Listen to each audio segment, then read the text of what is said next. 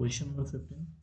The difference of the areas of a minor sector of angle 120 degree and its corresponding major sector of a circle of radius 21 centimeter is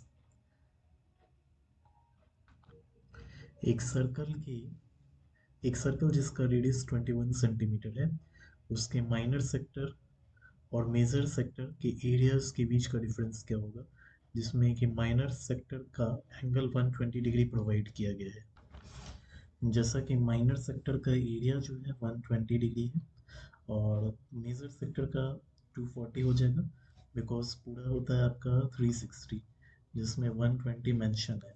तो major sector 240 degree इसका हो जाएगा central angle. अब minor sector और major sector दोनों के areas को हम लोग फाइंड करते हैं। तो जैसा कि हम लोग जानते हैं सेक्टर का एरिया निकालने का फॉर्मूला है theta by 360 into pi r square. तो हम लोग निकाल लेते हैं माइनर और मेजर दोनों का। तो जैसा कि आप सामने देख पा रहे हो, मेजर से स्टार्ट करते हैं। मेजर का 240 है, सेंट्रल एंगल 240 बाई 360 इंटू पाई का वैल्यू 22/7 और रेडियस ऑलरेडी मेंशन है। तो रेडियस जो है 21 सेंटीमीटर है। सो 21 इंटू 21, 7 से 21 3 टाइम्स में, 3 से 360 आपका हो जाएगा 120। 120 से 242 टाइम्स में, तो 2 into 22 44, 44 into 21 is equal to 924 square centimetre. ये आपका रहा मेजर सेक्टर का रहा। अब माइनर सेक्टर का देखते हैं। तो माइनर सेक्टर में थीटा का वैल्यू 120 है, 120 upon 360 into pi r square, that is 22/7 into 21 into 21, 7 से 21 3 टाइम्स में और 3 से 360, 120 120 120 cut. Now 22 into 21, so this will equal to 22 into 21,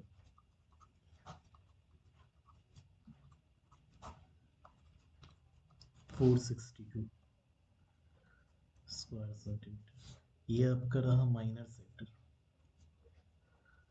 अब मेजर और माइनर दोनों का डिफरेंस हम लोग निकाल देते हैं, दैट इज 924 और 462। 12 में 4 में से 2, 12 में से 6 में से 4, 462। सो यहाँ पे 462 स्क्वायर सेंटीमीटर आ गया। Now for question number 60. One card is drawn at random from a well-shuffled deck of 52 playing cards. The probability that it is the red king is 52 playing cards के well shuffled deck में से एक card को randomly draw किया गया है। तो red king को पाने की प्रोबेबिलिटी कितनी होगी? ऑप्शंस आपके सामने दिया हुआ है। तो जैसा कि हम सभी जानते हैं प्रोबेबिलिटी निकालने का फॉर्मूला होता है number of favourable outcomes by total number of possible outcomes. देखिए रेड किंग्स का जो है वो number of favourable outcomes 2 red Kings होते हैं और पॉसिबल आउटकम्स मतलब टोटल कार्ड्स तो 52 ही हैं डेक में। तो प्रोबेबिलिटी यहाँ पे 2/52 हो जाएगी। इसको हम लोग रिड्यूस कर देते हैं तो 1/26। दैट्स व्हाई आंसर आपका 1/26 हो जाएगा। A girl calculates that the probability of her winning the first prize in the lottery is 0.08 if 6,000 tickets are sold. How many tickets has she bought? एक लड़की ने कैलकुलेट किया कि उसके फर्स्ट प्राइज विन करने की प्रोबेबिलिटी 0.08 है lottery में।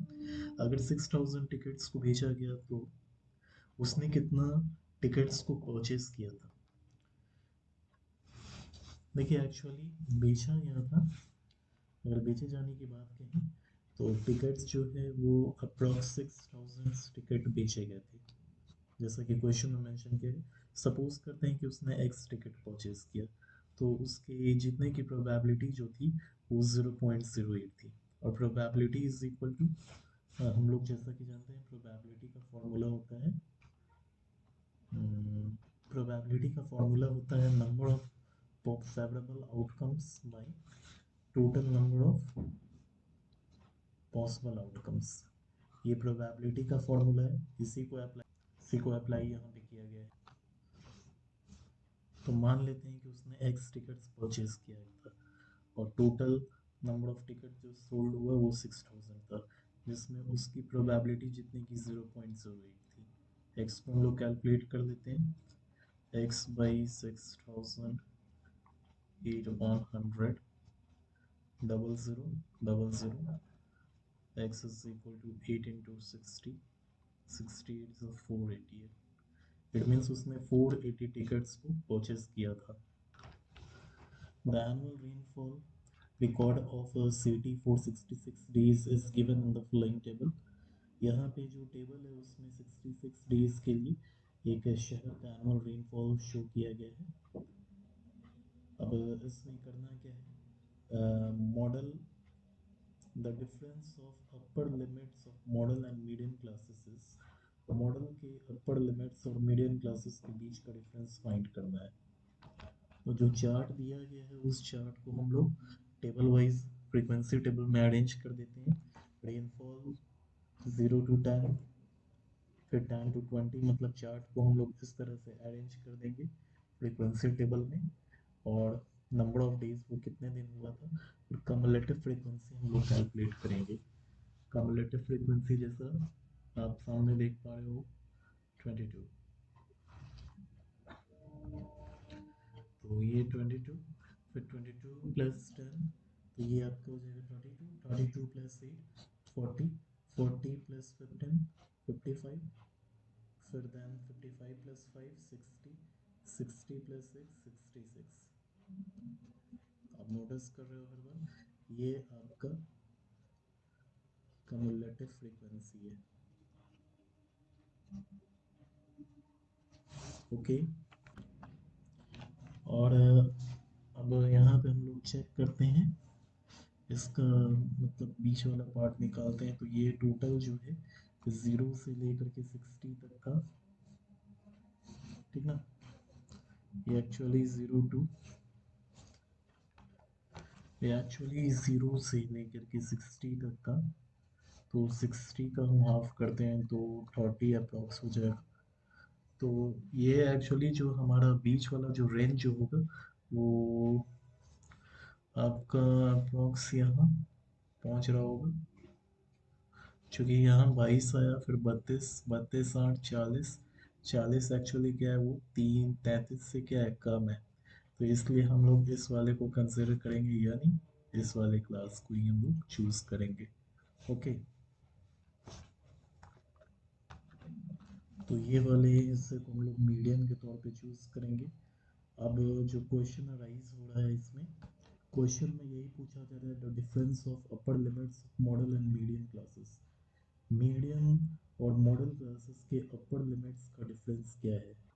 तो अगर हाईएस्ट फ्रीक्वेंसी हम लोग नोट करते हैं तो वो 22 है, 22 है। तो इसके क्लास जो हो गया 0 से 10 हो गया, इसमें अपर लिमिट इसका 10 है। इसी तरह यहाँ पे ये वाला जो हो गया हमारा मीडियम वाला हो गया, इसका अपर लिमिट 30 है। अब हम लोग डिफरेंस निकालेंगे 30 माइनस 10, तो आ जाएगा 20। सो इसका आंसर 20 होगा। क्वेश्चन नंबर 19, एसोसिएशन दिए हुए फिगर में एक स्फेयर को एक सर्कल के अंदर इनस्क्राइब किया गया है। एक सर्कल को एक सॉरी एक स्फेयर को एक सिलेंडर में इंस्क्राइब किया गया है। स्फेयर का सरफेस एरिया जो है वो सिलेंडर के कर्व सरफेस एरिया के बराबर नहीं है, ये एजर्शन दिया है। और रीजन की अगर बात करें तो स्फेयर का सरफेस एरिया जो है 4 पाई आर स्क्वायर दिया है। अब इसमें एजर्शन रीजन के जो चार ऑप्शंस दिए हुए हैं इसमें से हमें आंसर चूज करना है। तो एजर्शन में जैसा कि दिया हुआ है कि स्फेयर सिलेंडर में इंस्क्राइब किया गया है, यहाँ तक तो बात सही है, लेकिन स्फेयर का सरफेस एरिया जो है वो बराबर नहीं है सिलेंडर के कर्व सरफेस से। अगर बराबर नहीं होता तो ये पहला बात एकोमोडेट नहीं होता, दैट्स व्हाई ये एजर्शन हमारा फॉल्स हो गया। अब स्फेयर की एरिया अगर बात की जाए तो स्फेयर का सरफेस एरिया का फॉर्मूला 4 पाई आर स्क्वायर होता है, दैट्स व्हाई ये ट्रू है। दैट्स व्हाई इसमें assertion false है और reason true है। क्वेश्चन नंबर 20, एक एपी का 11th टर्म, ये एपी जो दिया हुआ है 7 9 11 14, इसका 11th टर्म 67 है, ये एसोसिएशन दिया गया है। और रीजन ये दिया गया कि अगर एसएन एक एपी के फर्स्ट एन टर्म्स का सम होता है तो उसका nth टर्म कैसे दिया जाएगा, nth टर्म दिया जाएगा n is equal to S N plus S N minus one. तो यहाँ पे सबसे पहले हम लोग कैलकुलेट करेंगे एपी जो दिया है एसोसिएशन वाले में, एपी वाला केस हम लोग लेते हैं। यहाँ पे एपी हमारा ये है 7 9 11 14, और इसमें चेक करना है कि 11th टर्म इसका जो है T11 बोले या फिर A11 बोले, वो 67 है या नहीं, चेक करते हैं हम लोग स्टूडेंट्स। तो A is equal to 7, D is equal to 2। तो nth टर्म फाइंड करने का फॉर्मूला होता है A plus minus one into D. तो A हमारा हो गया 7 प्लस, क्योंकि हमें 11th टर्म कैलकुलेट करना है, 11 माइनस वन इंटू डी का वैल्यू यहाँ पे, डी का वैल्यू स्टूडेंट दिया है 2। तो ये 7 प्लस 20 इंटू 10 इंटू 2, 10 इंटू 2, तो ये 7 प्लस 20, ये 27। एक्चुअली स्टूडेंट यहाँ पे 67 जो है वो 27 था, ये मिस प्रिंट हो गया है, दैट्स व्हाई आपका एसोसिएशन सही है। और अगर रीजन की बात करें, रीजन की अगर बात करें तो यहाँ पे एक एपी के फोर्स एंड टर्म्स का सम एसएन जो के द्वारा जो दिया जाता है, तब उसका एंड टर्म इस तरह से दिया जाएगा। ये रॉन्ग है स्टूडेंट, ये रॉन्ग इसलिए क्योंकि एक एपी का जो nth टर्म जो होता है वो a plus N minus one into D के द्वारा दिया होता है। दैट्स व्हाई रीजन रॉन्ग है और एसर्शन सही है। तो assertion is true but our is false. Okay, prove that 6 plus root two is irrational. देखिए स्टूडेंट, इस तरह का रियल नंबर से ये वाला क्वेश्चन बार बार आएगा, तो आप लोग इस पे विशेष ध्यान देंगे। इस तरह के क्वेश्चन को सॉल्व करने के लिए, इरेशन प्रूव करने के लिए हमें उल्टा उसका सब कुछ करना होगा। इस 6 प्लस रूट टू क्या है, रैशनल नंबर है। तो रैशनल नंबर होने की वजह से उसको हम लोग a बाई बी के फॉर्म में लिख सकते हैं, जहाँ पे a और b जो हो गया दो को प्राइम नंबर हो गया और b का वैल्यू 0 के बराबर नहीं होना चाहिए। अब क्या करेंगे, दोनों साइड से 6 सब्ट्रैक्ट कर देंगे, -6 करेंगे और -6 करेंगे। तो ये इस -6 करने की वजह से ये खत्म हो गया, तो रूट टू का वैल्यू a बाई बी -6 हो गया। ठीक है, a बाई बी -6 हो गया, जिसको हम लिख सकते हैं a -6 b by B. Okay, यहाँ पे a और b इंटीजर्स है और a-6b बाई बी एक रैशनल नंबर है, इसलिए रूट टू भी एक रैशनल नंबर होगा। लेकिन हम जानते हैं कि रूट टू जो है वो रैशनल नंबर नहीं है, तो कंट्राडिक्शन यहाँ पे राइज होता है। कंट्राडिक्शन राइज होने की वजह से 6 plus root two irrational number ही माना जाएगा। क्वेश्चन नंबर 22, दिए हुए फिगर में एबीसीडी एक पैरेललोग्राम है, बी जो है वो सीडी को बाइसेक्ट कर रहा है, बीई जो है वो सीडी को बाइसेक्ट कर रहा है पॉइंट एम पे, और एसी को इंटरसेक्ट कर रहा है पॉइंट एल पे।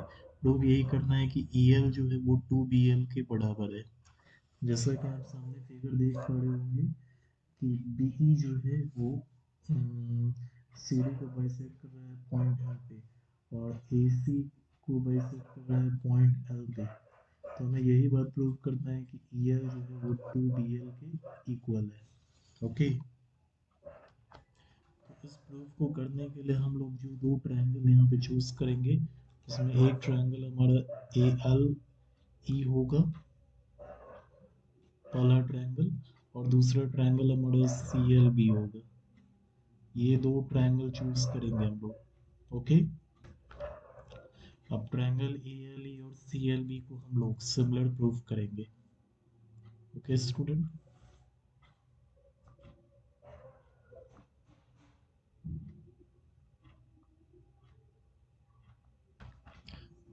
जैसा कि आप देख रहे हो A L by C L जो है, फिगर वाइज देख रहे होगे आप, A L by C L जो है वो B L by E L के इक्वल होगा।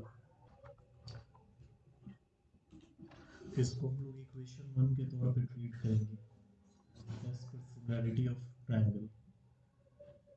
अब हम लोग ट्रायंगल सी एल एम और ई एल बी को दिखेंगे। तो इस ट्रायंगल से भी अगेन हम लोग सिमिलैरिटी इस पे लगाएंगे। हम लोग ट्रायंगल पे सिमिलैरिटी, इस ट्रायंगल पे सिमिलैरिटी लगाने पे हम लोग पाते हैं AL by CL is equal to AB by CL। Okay, अब यहाँ पे देखो स्टूडेंट, AL by CL जो है वो CD by CM के बराबर है, क्योंकि AB जो है वो CD के इक्वल है। ओके, फिगर वाइज आप सामने देख पा रहे होंगे कि AB जो है वो CD के बराबर है, क्योंकि ये ABCD एक पैरेललोग्राम है।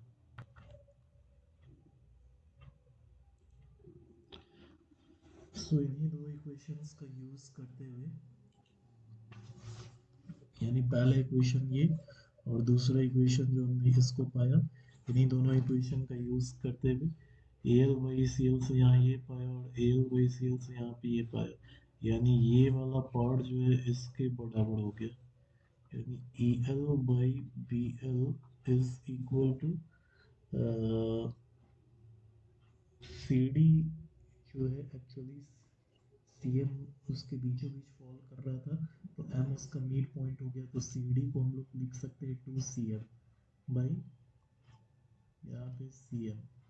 अब CM और CM कट जाएगा, तो EL is equal to 2 into BL। इसी बात को हमें प्रूव करना था, that we have proved. Question number 23 दिए हुए फिगर में कॉमन टेंजेंट्स AB और CD दो सर्कल्स के एक दूसरे को पॉइंट E पे इंटरसेक्ट कर रहे हैं। प्रूव ये करते हैं कि AB CD के बराबर है। तो AB और CD के कॉमन टेंजेंट्स जो हैं एक दूसरे, दोनों सर्कल की जो कॉमन टेंजेंट्स AB और CD जो है एक दूसरे को इंटरसेक्ट कर रहे हैं पॉइंट E पे, जैसा कि आप फिगर पे देख पा रहे हैं। ठीक है, पॉइंट E पे इंटरसेक्शन हो रहा है और हम सभी जानते हैं कि एक एक्सटर्नल पॉइंट, एक सर्कल के एक्सटर्नल पॉइंट से जो टेंजेंट ड्रॉ किया जाता है वो लेंथ वाइज इक्वल होता है। तो इस सर्कल के लिए हम लोग पाते हैं ये इज इक्वल टू EC, और इस सर्कल के लिए पाते हैं EB is equal to ED। अब इन दोनों इक्वेशंस को हम लोग क्या कर रहे हैं, ऐड कर देते हैं, यानी EA plus EB is equal to EC plus ED। तो यहाँ पे हम लोग पाएंगे AB is equal to CD। Proved. Question number 24, यहाँ पे हमें प्रूव ये करना है sec A minus tan A का होल स्क्वायर जो है 1 minus sine A by 1 plus sine A है। तो सबसे पहले हम लोग यहाँ पे जो LHS में वैल्यू दिया हुआ था शेक ए माइनस tan ए, उसको हम एक्सप्रेस करते हैं। शेक ए जैसा कि हम जानते हैं कि शेक ए जो होता है 1 बाई कॉस ए के इक्वल है। शेक ए हम सभी जानते हैं 1 बाई कॉस ए के इक्वल है, और tan ए जो है sign A by cos A के इक्वल है। मैं सॉल्व करके आपको दिखा रहा हूँ। शेक ए माइनस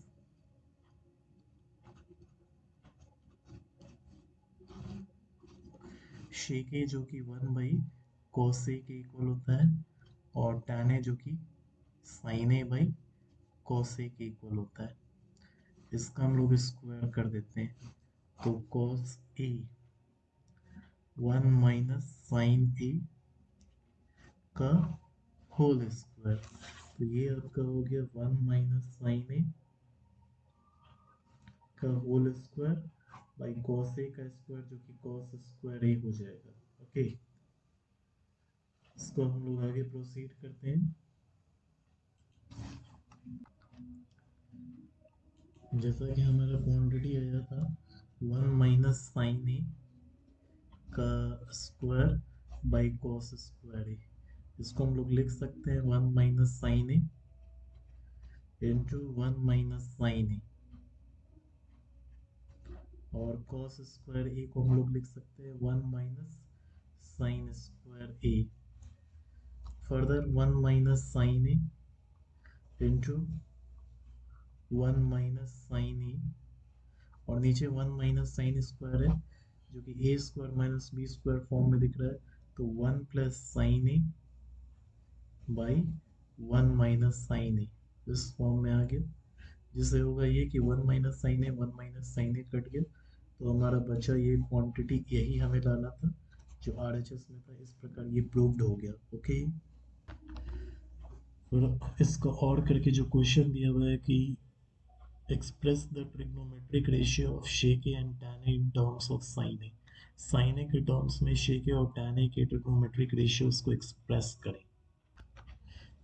shake और tan a को sin a के टर्म में एक्सप्रेस करना है। जैसा कि हम सभी जानते हैं shake जो है 1/cos a के इक्वल होता है, और cos a एक्चुअली जो हो गया 1 - sin² a जो है cos² a हो गया।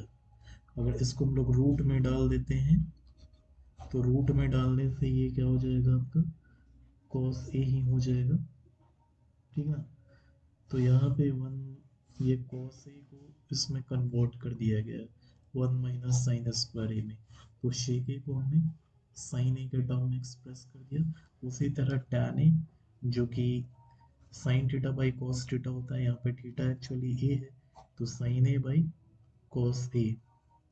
sin a को sin a क्योंकि हमें sin a के टर्म में एक्सप्रेस करना है, और cos a का जैसा अभी हमने रिप्रेजेंटेशन इस तरह से किया है तो 1 - sin² a हम लोग लिख सकते हैं। Question number 25। A horse is tethered to one corner of a rectangular field of dimension 70 by 52 meter by a rope of length 21 meter. How much area of the field can it graze? एक horse को एक rectangular field के एक कोने के dimension में एक रस्सी से बांध दिया गया है, जिसमें कि रस्सी का लेंथ 21 मीटर है। तो वो फील्ड के कितने एरिया में वो ग्रेजिंग कर पाएगा? तो देखिए स्टूडेंट ध्यान से, डायमेंशन जैसा कि रेक्टेंगुलर फील्ड का लेंथ और ब्रेथ मेंशन कर दिया गया। हॉर्स को एक कॉर्नर में टाई किया गया है जिसका रेडियस जो है 21 दिया गया है रोप का। तो ये ऐसे मूव करेगा लाइक दिस, जैसा कि यहाँ पे इस फिगर में देख रहे हैं। तो ये फिगर अगर हम लोग ध्यान से देखें तो ये सर्कल का 1/4 पार्ट है, ठीक ना। सर्कल जो है ऐसे हम लोग बनाते हैं, उसका ये 1/4 पार्ट है। हॉर्स को यहाँ पे बांधा गया तो रोप इतना ही, मतलब ये हॉर्स इतना ही दूर ग्रीज कर पाएगा, ठीक ना। तो इतने दूर तक हॉर्स जो है ग्रीजिंग कर पाएगा। तो सबसे पहले हम लोग इसका एरिया फाइंड कर लेते हैं, फील्ड का एरिया। और नहीं, एक्चुअली हमें ग्रेजिंग एरिया निकालना है ना। तो ग्रेजिंग एरिया में निकालना है तो ये 1/4, और सर्कल का पूरा एरिया निकालने का फॉर्मूला πr² होता है। तो सर्कल के 1/4 पार्ट को कर रहा है ना, तो πr²। तो that's why 1/4 into 22/7 into 21 into 21।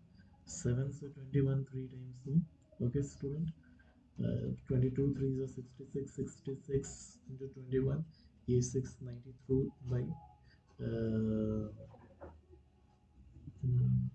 22 हमने तो यहाँ पे से कट किया ये 2 और ये 11, तो 693/2 आपका आ गया। इसको कट कीजिएगा 346.5 स्क्वायर सेंटीमीटर, मतलब घोड़ा इतना दूर ग्रेज करेगा।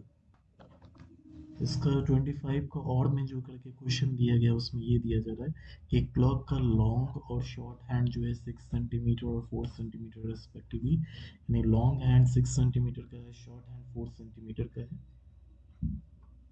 तो इनके द्वारा find the sum of distances travel by their tips 24 hours. 24 hours में इनके द्वारा मतलब कितना डिस्टेंस ट्रैवल किया जाता है, मतलब उनका सम ऑफ डिस्टेंस फाइंड करना है। ओके, तो देखिए स्टूडेंट, लॉन्ग हैंड जो है 24 आवर्स में 24 राउंड मूव करेगा। उस देर शॉर्ट हैंड जो है वो 24 आवर्स में 2 राउंड मूव करेगा। लॉन्ग हैंड यानी मिनट हैंड 24 घंटे में 24 बार ये मूव करेगा।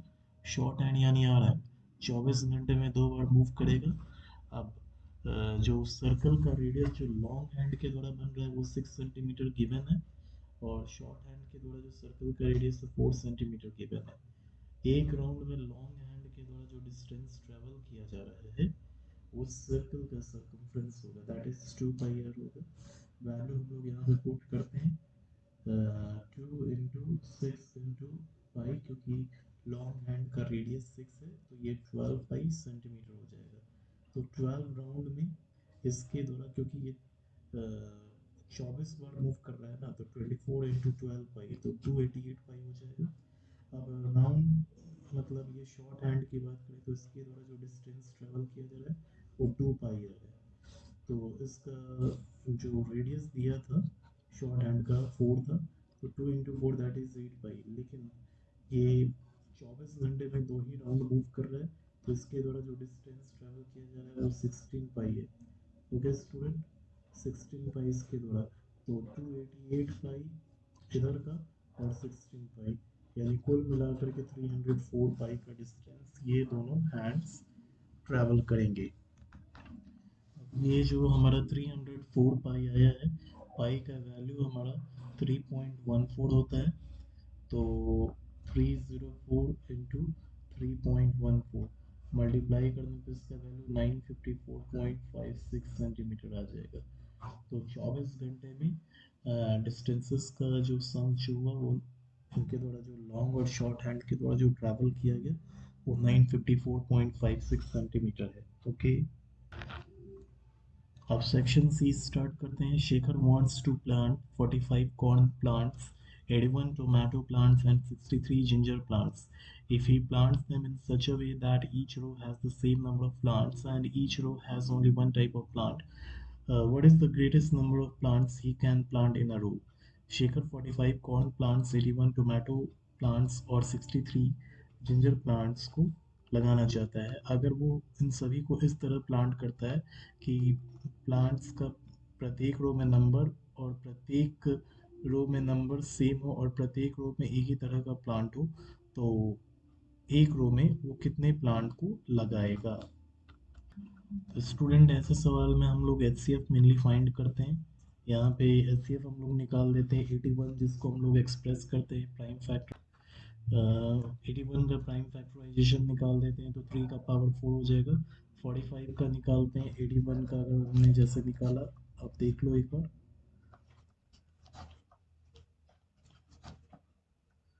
तो 81 एक्चुअली 3 का पावर 4 हो गया। फिर 45 का हम लोग निकाल लेते हैं स्टूडेंट, 3 से 15 टाइम्स में, फिर 3 से 5 टाइम्स में, तो ये 3 का पावर 2 × 5 हो गया। फिर 63 का हम लोग निकाल लेते हैं स्टूडेंट, 3 से 7, तो ये 3 का पावर 2 × 7 हो गया। अब हमें HCF फाइंड करना है। 3 का पावर 4 एक्चुअली 3 का पावर 2 × 3 का पावर 2 है, तो 3 का पावर 2 और ये 3 का पावर 2 कॉमन, 3 का पावर 2 हो गया। इस वजह से इसका HCF 9 हो गया। तो 9 प्लांट्स एक रो में प्लांटेड किया जाएगा। क्वेश्चन नंबर 27 देखें, तो क्वेश्चन नंबर 27 में जैसा दिया है कि find the zeros of quadratic polynomial x square minus 2x minus 8 and verify the relationship between the zeros and their coefficient. देखिए, जो पॉलिनोमियल जो दिया गया है x square minus 2x minus 8, इसका मिडिल टर्म से स्प्लिटिंग कर लेते हैं। X square minus 2x minus 8, जैसा कि मैंने बताया था कि फर्स्ट और लास्ट टर्म को मल्टीप्लाई करते हैं, तो यहाँ पे आपका 1 ही है, 1 × 8 8 एक हो जाएगा। इसको चेंज करते हैं 2 से 4 टाइम्स में, फिर 2 से 2 टाइम्स में, तो हम इसको 4 × 2 लिख सकते हैं और 4 माइनस 2 लिख सकते हैं। तो x square minus 4x plus 2x minus 8, इधर से x कॉमन है तो x माइनस 4, इन दोनों साइड से 2 कॉमन है, x माइनस 4, तो x माइनस 4 और x माइनस 4 दोनों साइड आ गया, x माइनस 4 फिर x plus 2 is equal to 0, है ना। तो x इज इक्वल टू 4 और x is equal to minus 2। अब हमें ज़ीरोस तो मिल गया, ज़ीरोस में 4 और माइनस 2 आया। अब हम सम ऑफ ज़ीरोस निकालेंगे। सम ऑफ ज़ीरोस जो कि 4 प्लस माइनस 2 2 आ जाएगा, और इसको हम लोग सम ऑफ ज़ीरोस जैसा कि हमने पढ़ा था, सम ऑफ ज़ीरोस में हमने पढ़ा था is equal to alpha plus beta, जो माइनस बी बाई ए के बराबर होता है। माइनस बी कहने का मतलब ax square plus bx plus c। तो इस फॉर्म में माइनस बी जो हो गया coefficient minus coefficient of X by coefficient of X square. और अल्फ़ा बीटा की बात करें तो ये 4 प्लस माइनस 2 हो गया, जिसका वैल्यू 2 आ रहा है।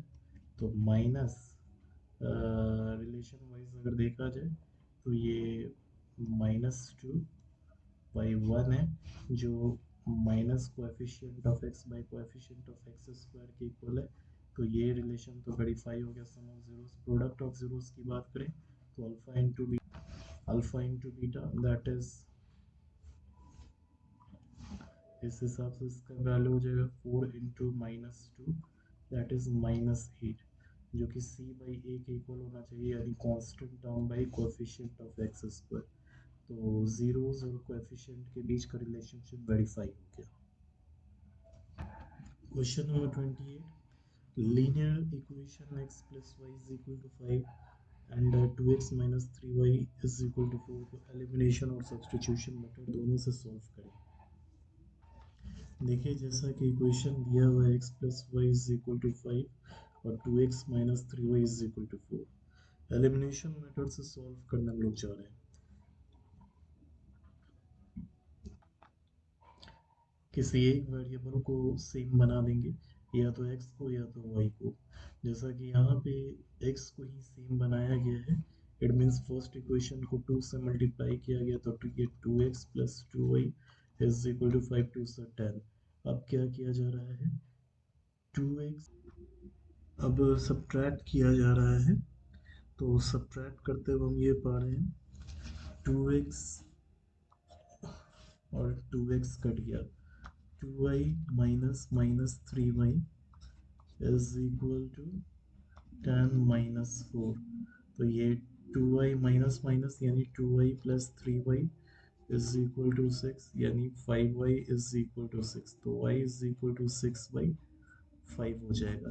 अब इस वैल्यू को हम लोग पुट कर देंगे किसी एक में, जैसा कि x plus y is equal to 5 था, तो x plus 6/5 is equal to 5। तो x is equal to 5 minus 6/5, 5 5 25 minus 6/5, तो ये आपका 19/5 आ जाएगा। ये रहा आपका एलिमिनेशन मेथड। अब इसी चीज़ को हम लोग सब्स्टिट्यूशन मेथड से करके देखते हैं। देखिए स्टूडेंट, यही सेम क्वेश्चन सब्स्टिट्यूशन मेथड से किया जा रहा है। जैसा कि हमारे पास जो डेटा है वो x plus y is equal to 5 और 2x minus 3y is equal to 5 है। तो यहाँ पे इसको एक्सप्रेस किया गया है x is equal to 5 minus y में, और इसी x is equal to 5 minus y को सेकंड इक्वेशन में सब्स्टिट्यूट किया जा रहा है, यानी 2x minus 3y is equal to 4।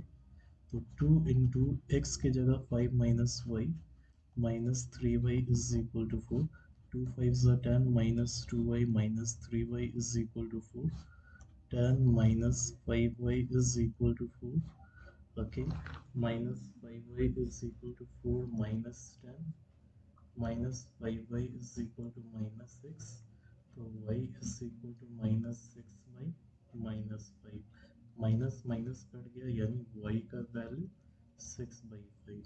अब यहाँ पे पुट किया जा रहा है 5 minus 6/5, 25 minus 6/5 is equal to 19/5। इससे हमें x भी मिल गया। ओके, ये रहा हमारा सब्स्टिट्यूशन मेथड। 28 के और वाले पार्ट को हम लोग करते हैं। Find two numbers such that the sum of twice the first and thrice the second is 92, and 4 times the first exceeds 7 times the second by 2। दो नंबर्स निकालना है इस प्रकार की, फर्स्ट वाले का दोगुने का और सेकंड वाले के तिगुने का सम जो है 92 है, और फर्स्ट वाले का 4 टाइम्स और सेकंड वाले का 7 टाइम्स का सम एक्सीड कर रहा है, सॉरी फर्स्ट वाले का 4 टाइम एक्सीड कर रहा है सेकंड वाले के 7 टाइम से 2 से। ओके, तो पहले वाले केस में एडिशन दिया गया है, मतलब फर्स्ट नंबर हम लोग x ले लेते हैं और सेकंड नंबर y ले लेते हैं। तो तो फर्स्ट वाले का second time that is 2x और सेकंड वाले का थर्ड टाइम्स यानी 3y, इनका सम 92 है। और इसमें फर्स्ट वाले का 4 टाइम और सेकंड वाले का 7 टाइम एक्सीड कर रहा है 2 के द्वारा ये। अब इसको हम लोग सॉल्व करेंगे। यहाँ पे एलिमिनेशन मेथड हम लोग अप्लाई करते हुए सॉल्व कर लेते हैं। मतलब कहने का मतलब ये है किसी एक वेरिएबल को हम लोग सेव कर लेते हैं। तो जैसा कि यहाँ पे हम लोग देख रहे हैं, फर्स्ट को 7 से मल्टीप्लाई किया गया और सेकंड को 4 से, इसकी वजह से इक्वेशन बना 14x plus 21y is equal to 644। और इस केस में